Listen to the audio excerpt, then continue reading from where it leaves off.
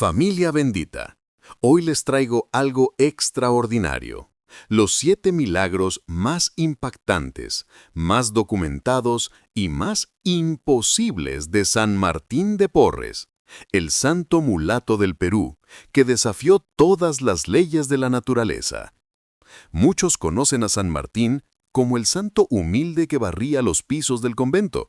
Pero lo que no te han contado es que este hombre fue uno de los santos más poderosos en milagros de toda la historia de la Iglesia. Estamos hablando de un hombre que podía estar en 2 lugares al mismo tiempo. Levitaba durante la oración hasta tocar el techo. Multiplicaba comida para alimentar a cientos. Sanaba enfermedades que los médicos declaraban incurables. Atravesaba puertas cerradas con llave. Conocía los pensamientos secretos de las personas. Los animales le obedecían como si entendieran sus palabras. Y todo esto está documentado, testificado bajo juramento por testigos oculares durante su proceso de canonización. Hoy vas a conocer los 7 milagros que hicieron que incluso los nobles españoles racistas, que lo despreciaban por su color de piel, terminaran arrodillándose ante él pidiendo su intercesión. Prepárate, porque lo que vas a escuchar desafiará todo lo que crees posible. Era el año 1630, en Lima, Perú. Fray Fernando Aragonés, prior del convento de Santo Domingo, estaba realizando el conteo nocturno de los hermanos como hacía todas las noches. Cuando llegó a la celda de Martín de Porres, lo encontró arrodillado en profunda oración, como siempre. Fernando marcó su lista y continuó. Pero esa misma noche, en ese mismo momento exacto, el capitán Gonzalo de la Maza estaba en su casa de Lima, a varios kilómetros del convento. Gonzalo había caído gravemente enfermo, con fiebres que los médicos no podían controlar. Su esposa, desesperada, había enviado un mensaje al convento pidiendo que alguien viniera a dar los últimos sacramentos. Pero antes de que el mensajero llegara al convento, Gonzalo vio aparecer en su habitación a Martín de Porres.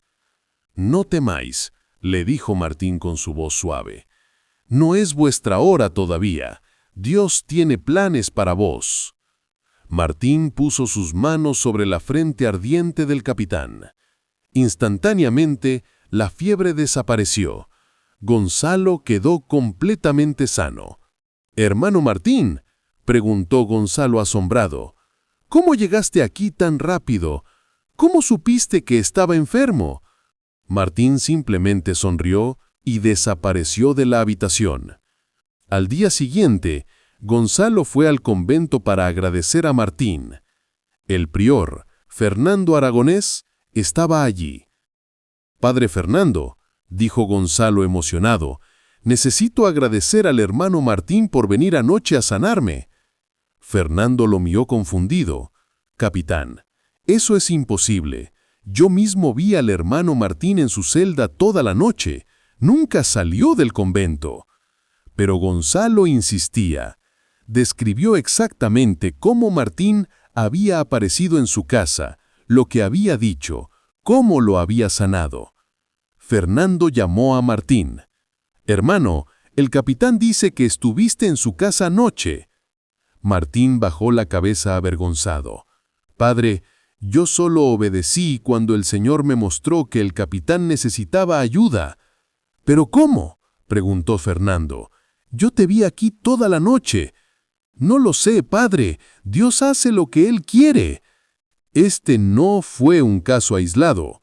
Durante el proceso de canonización, se documentaron múltiples casos de bilocación.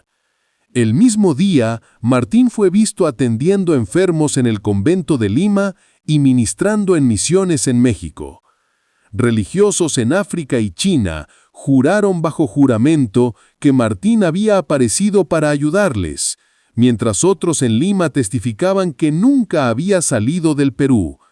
En un caso famoso, Martín apareció simultáneamente ante 3 personas en 3 lugares diferentes de Lima, todas en la misma hora. Cuando le preguntaban cómo era posible, Martín respondía: «Si Dios quiere que yo esté en 2 lugares, ¿quién soy yo para decir que no?».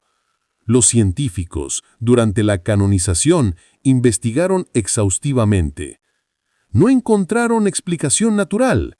Declararon oficialmente que era fenómeno sobrenatural, inexplicable por leyes naturales conocidas. Fray Juan de Barbarán, sacerdote del convento Santo Domingo, nunca olvidaría lo que vio esa noche de 1635. Era pasada la medianoche. Juan no podía dormir y decidió ir a la capilla a orar.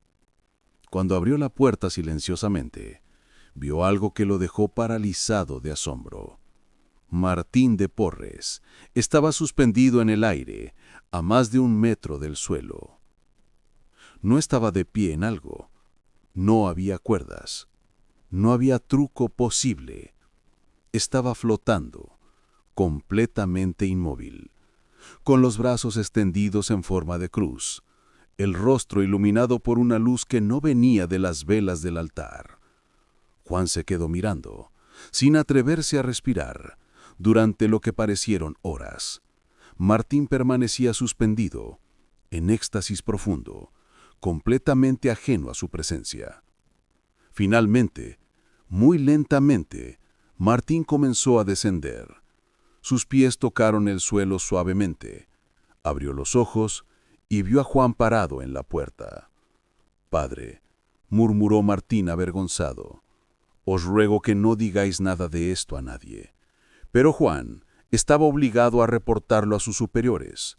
Durante la investigación posterior, se descubrió que no era la primera vez.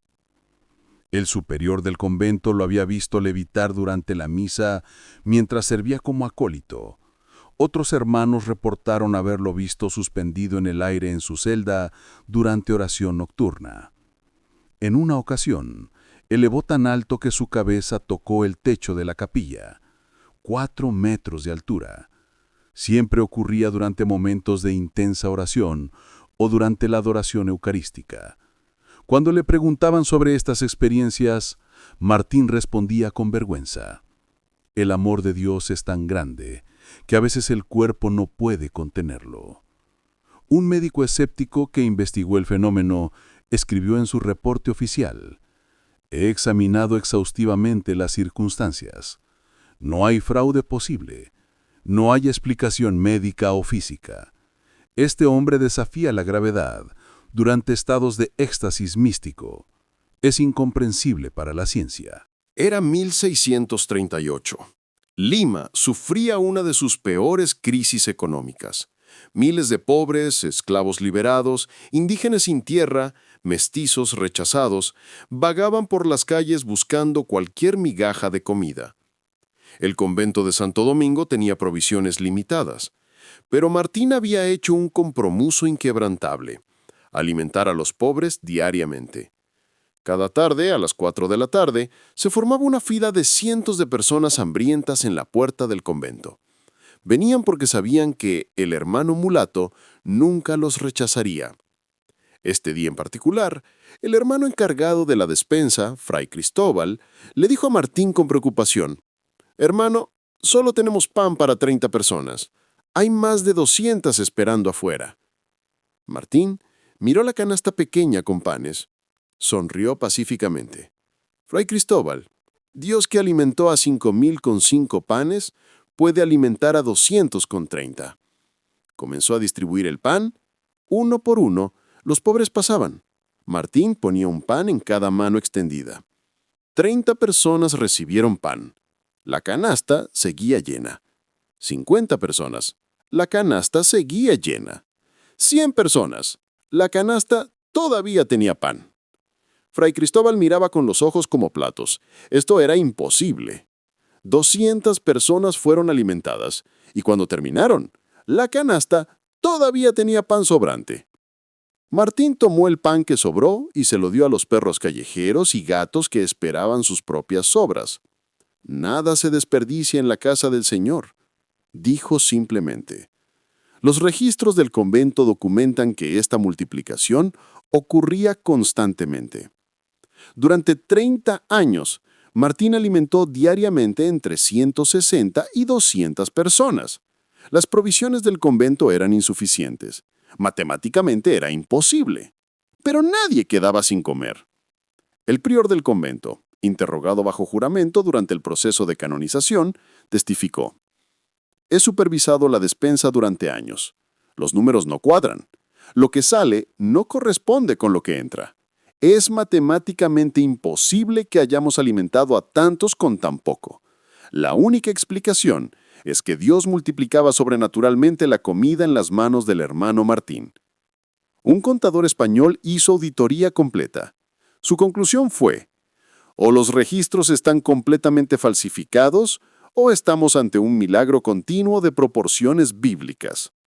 Los registros eran auténticos, era milagro continuo. La enfermería del convento Santo Domingo en Lima se había convertido en el hospital de último recurso. Cuando los médicos declaraban un caso como incurable o desahuciado, las familias traían al enfermo a ver al hermano Martín. Un caso documentado con particular detalle fue el del conde de Chinchón, virrey del Perú. En 1639, el conde contrajo una enfermedad que lo postró en cama, con fiebres que alcanzaban temperaturas mortales. Los mejores médicos de Lima lo atendían, pero empeoraba día a día. «Excelencia», le dijeron finalmente, «no hay nada más que podamos hacer. Prepare sus asuntos. No pasará de esta semana». La esposa del conde, desesperada, había oído hablar del hermano mulato que hacía milagros. Envió a buscar a Martín. Cuando Martín llegó al palacio virreinal, algunos nobles presentes murmuraban con desdén: «¿Un mulato? ¿Hijo de esclava? ¿En el palacio? ¿Tratando al virrey?». Era escandaloso. Pero la condesa no se preocupaba por protocolos sociales. Su esposo estaba muriendo. Martín entró a la habitación donde el conde yacía inconsciente, ardiendo en fiebre. Los médicos lo observaban con escepticismo. Martín se arrodilló junto a la cama. Puso su mano sobre la frente del conde, cerró los ojos y oró en voz baja. Los presentes después testificaron que vieron algo extraordinario, una luz suave, como resplandor dorado emanar de las manos de Martín y envolver la cabeza del conde. El conde abrió los ojos. La fiebre había desaparecido instantáneamente. «¿Dónde estoy?», preguntó, completamente lúcido por primera vez en semanas. Los médicos lo examinaron frenéticamente. Temperatura normal, pulso normal, color saludable regresando a su rostro. «Esto es imposible», murmuró el médico jefe. «Hace 5 minutos estaba al borde de la muerte». El conde vivió otros 15 años después de ese día. Hermano Pedro estaba preocupado. Era medianoche en el convento de Santo Domingo en Lima, año 1637. Había escuchado gemidos de dolor viniendo de la celda del hermano enfermo al final del pasillo. Corrió hacia la puerta, tocó. Nadie respondía. Los gemidos continuaban, cada vez más débiles. Intentó abrir la puerta. Estaba cerrada con llave desde adentro. El hermano enfermo la había cerrado antes de colapsar, demasiado débil para levantarse ahora. Pedro corrió a buscar ayuda. Necesitaban romper la puerta o encontrar otra llave. Cuando regresó con otros hermanos y herramientas para forzar la entrada, vieron algo que los dejó congelados. Luz salía por debajo de la puerta cerrada. Escucharon voces, una voz tranquila, familiar, hablando suavemente. Era la voz de Martín de Porres, pero eso era imposible. La puerta seguía cerrada con llave. Ninguna ventana daba acceso a esa celda. No había otra entrada. Pedro tocó la puerta suavemente. Escuchó pasos. La llave giró desde adentro. La puerta se abrió. Allí estaba Martín, sosteniendo un cuenco de sopa caliente, alimentando al hermano enfermo que ahora estaba sentado en su cama, ya no gimiendo de dolor. ¿Pero cómo había entrado Martín? Pedro miró a Martín con ojos enormes. «Martín, ¿cómo entraste aquí? La puerta estaba cerrada con llave desde adentro». Martín bajó la cabeza humildemente. «El Señor me mostró que el hermano necesitaba ayuda. Eso es todo lo que sé». Pedro revisó la habitación frenéticamente. Una sola puerta, cerrada con llave hasta hace un momento. Una ventana pequeña, demasiado alta y estrecha para que un hombre pasara. Ninguna otra salida posible. Martín había aparecido dentro de una habitación completamente cerrada. Esto no fue un incidente aislado. Durante años, los hermanos del convento reportaron fenómenos similares. Martín aparecía en habitaciones cerradas con llave para atender enfermos. Entraba a la despensa cuando todas las puertas estaban aseguradas. Lo veían en el segundo piso cuando acababan de verlo en el primero, sin tiempo físico para subir las escaleras. Cuando le preguntaban cómo lo hacía, Martín respondía siempre lo mismo. Cuando Dios quiere que yo esté en algún lugar para ayudar a alguien, Él me lleva allí. No pregunto cómo, solo obedezco. El prior del convento, bajo juramento durante el proceso de canonización, testificó. He sido testigo personalmente en 3 ocasiones de este fenómeno. Martín aparece en lugares físicamente inaccesibles. No hay explicación natural. Es como si las paredes y puertas no fueran obstáculo para él cuando Dios lo envía en misión de misericordia. Un arquitecto fue contratado para investigar si había pasadizos secretos en el convento. Después de inspección exhaustiva, su reporte fue claro. No existen pasajes ocultos. No hay explicación arquitectónica. Este hombre pasaba a través de barreras físicas de manera sobrenatural. Doña Isabel de Portocarrero era una mujer de la alta sociedad limeña. Venía de familia noble española, rica, respetada, admirada por todos, pero llevaba un secreto que la estaba destruyendo por dentro. Había cometido un pecado grave años atrás. Nunca lo había confesado. La vergüenza era demasiado grande, pero la culpa la consumía día y noche. Un día, sus amigas la convencieron de visitar el convento Santo Domingo. «Hay un hermano mulato allí que dicen que es santo», le dijeron. «Quizás pueda darte consejo espiritual». Isabel fue con escepticismo. «¿Un mulato santo?», pensó con desdén. Probablemente un fanático religioso ignorante. Cuando llegó al convento, la llevaron a un pequeño patio donde Martín estaba barriendo.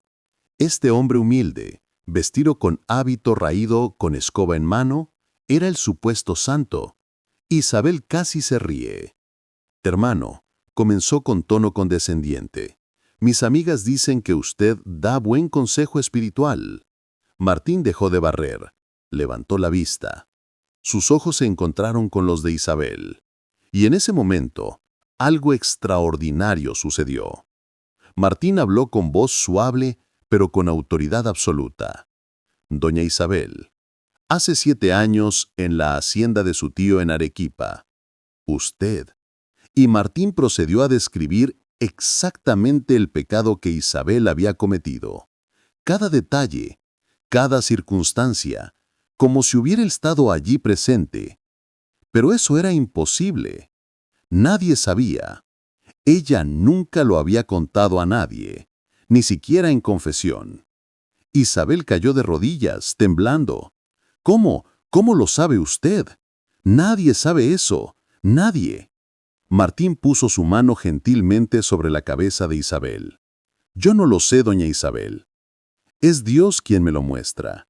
Y Dios me envía a decirle que Él la ama. Que su pecado, aunque grande, no es más grande que su misericordia, que debe confesarse y recibir perdón, que Él la esté esperando con brazos abiertos». Isabel lloró como no había llorado en 7 años.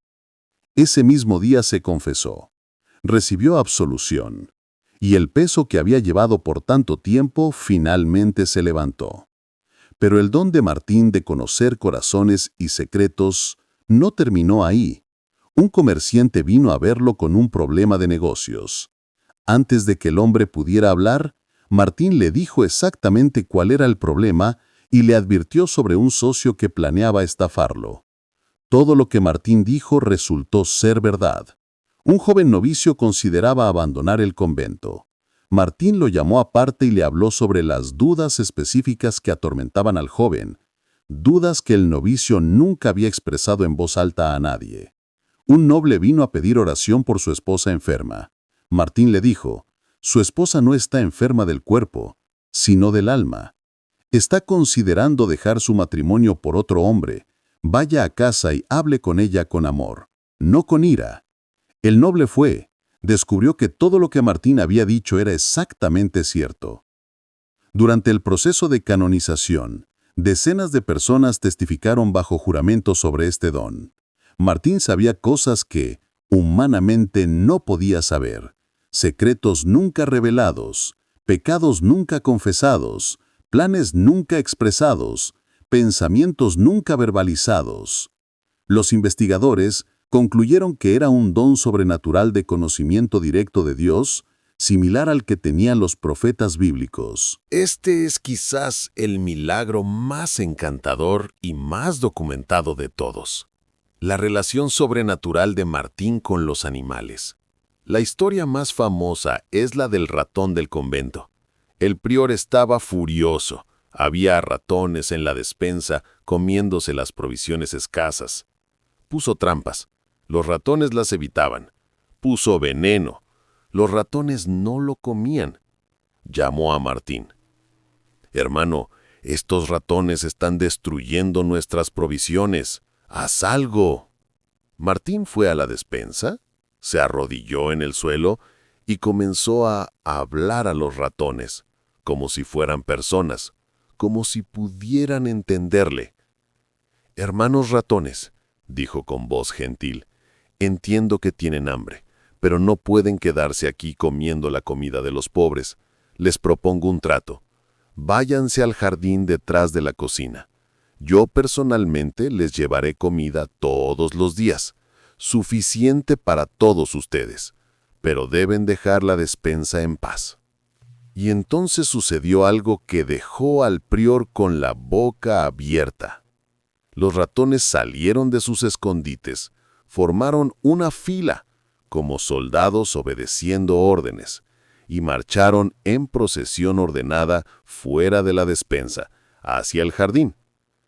Desde ese día, nunca volvió a haber ratones en la despensa, pero cada tarde Martín llevaba sobras al jardín y los ratones venían a comer pacíficamente. Este no fue el único caso. Martín creó lo que básicamente era el primer hospital veterinario de Lima. En un patio trasero del convento cuidaba perros callejeros enfermos, gatos heridos, pájaros con alas rotas, animales que otros consideraban plagas o simplemente ignoraban. Los nobles de Lima comenzaron a traerle sus caballos enfermos, sus perros de caza heridos. Un día, un virrey trajo su perro favorito que estaba muriendo de una enfermedad que ningún veterinario podía curar. Martín puso sus manos sobre el animal. Oró. El perro se levantó completamente sano. Hay un testimonio particularmente encantador de Fray Fernando, quien vio esto con sus propios ojos. Entré al patio trasero y vi algo que parecía salido de las páginas del Génesis antes de la caída. Martín estaba sentado en el suelo. A su alrededor había un perro, un gato, un ratón y un pájaro, todos comiendo del mismo plato, en perfecta paz. El gato no cazaba al ratón. El perro no perseguía al gato. El pájaro no huía. Era como si, en presencia de este hombre santo, la armonía original de la creación se restaurara temporalmente. Cuando le preguntaron cómo era posible que los animales le obedecieran, Martín respondió con su humildad característica: «Todas las criaturas son hijos del mismo Padre Creador. Si les hablas con amor y respeto, ellos entienden. no el lenguaje de las palabras, sino el lenguaje del corazón. Familia bendita, estos 7 milagros no son solo historias fascinantes del pasado, son prueba de que Dios sigue usando a personas ordinarias para hacerlo extraordinario. Martín de Porres era hijo ilegítimo de una esclava negra liberta y un noble español. Rechazado por su padre por el color de su piel, forzado a trabajar como barbero cirujano desde niño, negado el sacerdocio por su raza, aceptado en el convento solo como hermano laico, el rango más bajo. Toda su vida barriendo pisos, lavando platos, limpiando baños, pero Dios no ve como el hombre ve. El hombre ve lo exterior, Dios ve el corazón. Y en el corazón de este hombre humilde, Dios encontró terreno fértil, encontró obediencia total, encontró amor sacrificial, encontró fe inquebrantable. Y a través de ese corazón humilde, Dios hizo milagros que nobles ni sacerdotes pudieron hacer. Las 3 lecciones que estos milagros nos enseñan. Lección 1. Dios no está limitado por tus limitaciones. Martín no podía ser sacerdote por su raza, pero hizo más que muchos sacerdotes. No tenía educación formal, pero tenía sabiduría que superaba a los eruditos. No tenía posición social, pero nobles se arrodillaban ante él. Tus circunstancias no determinan lo que Dios puede hacer a través de ti. Lección 2. La humildad es el terreno donde crecen los milagros. Cada vez que Martín hacía un milagro, se avergonzaba, pedía a la gente que no lo contara, atribuía todo a Dios, nunca buscó reconocimiento, nunca presumió de sus dones. Cuanto más se humillaba, más Dios lo exaltaba. Santiago 4:6 promete: Dios resiste a los soberbios y da gracia a los humildes. Lección 3. Los milagros ocurren cuando pones las necesidades de otros antes que las tuyas. Martín dormía 2 horas por noche porque pasaba las noches cuidando enfermos. Daba su propia comida a los pobres y ayunaba él mismo. Usaba su propio dinero para comprar medicinas para esclavos. Ponía las necesidades de otros, incluso animales, antes que su comodidad. Y fue ese amor sacrificial lo que abrió las ventanas del cielo. San Martín murió el 3 de noviembre de 1639, pero su poder intercesor no murió. Hoy, casi 400 años después, los milagros continúan. En Lima, miles peregrinan a su santuario cada 3 de noviembre. Testimonios modernos documentados incluyen sanaciones de cáncer después de novenas a San Martín, empleos conseguidos cuando parecía imposible, justicia obtenida en casos de discriminación racial, animales enfermos sanados después de oración a San Martín, provisión milagrosa de dinero para necesidades urgentes. Si necesitas la intercesión de este santo poderoso, especialmente si estás enfrentando enfermedad que los doctores no pueden curar, discriminación por tu raza, clase social o apariencia, pobreza que parece imposible de superar, necesidad de justicia en situación injusta, problemas con animales enfermos o perdidos, entonces San Martín de Porres es el intercesor perfecto para ti. Oración a San Martín de Porres. San Martín de Porres, humilde hermano dominico, tú que fuiste despreciado por el mundo, pero exaltado por Dios. Tú que hiciste lo imposible con la ayuda divina. Tú que nunca rechazaste a nadie que venía a ti por ayuda. Intercede por mí ante el trono del Altísimo. Presento ante ti estas necesidades urgentes. Pausa 5 segundos para que mencionen necesidades específicas. Tú que multiplicaste pan para los pobres, multiplica mis recursos limitados. Tú que sanaste enfermedades incurables, Toca mi cuerpo o el de mi ser querido con tu poder de intercesión. Tú que conocías corazones secretos, pide a Dios que me dé sabiduría para mis decisiones. Tú que atravesabas puertas cerradas, abre puertas de oportunidad en mi vida que parecen cerradas. Pausa 3 segundos. San Martín, tú que amabas a los más despreciados y marginados, recuerda que yo también necesito el amor de Dios. No permitas que mi situación difícil me aleje de la fe.